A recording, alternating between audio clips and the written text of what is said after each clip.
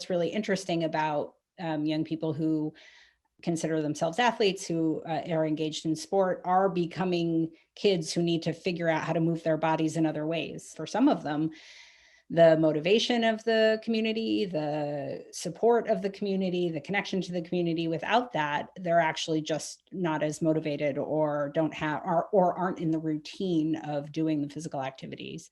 And maybe in some cases don't even know what you would do to be active if you're no longer able to be in the gym, or if you're no longer able to be out on the field. What is so beneficial about those environments are three things. One is the straight up physical activity, right? Like straight physical activity is good for us. We all know that. We wouldn't be on this call if we didn't. If we're more active, we're more likely to have all kinds of good outcomes, health, physical outcomes, mental health outcomes, et cetera, et cetera.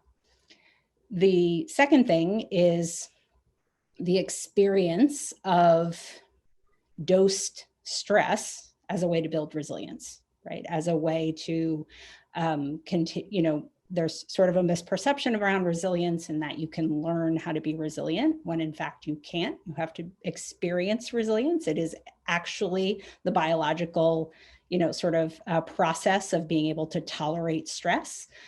And so when you dose stress, like you do in sport experiences, where you learn something and you get a little bit better at it, and you add a little stress and you get better at it and you add a little stress, that's resilience building. And so to take that away in this moment, I think is really a challenge for a lot of young people who are needing even more resilience than they had before. And those two things are wonderful. And the most important thing that we know for young people, particularly young people who are facing adversity, are relationships, right? Nothing is more important than relationships, right? Relational health matters significantly more than your experience of adversity, right? We know that adversity can negatively impact young people in the long term. It can negatively impact people in lots of different ways. And relational health matters more.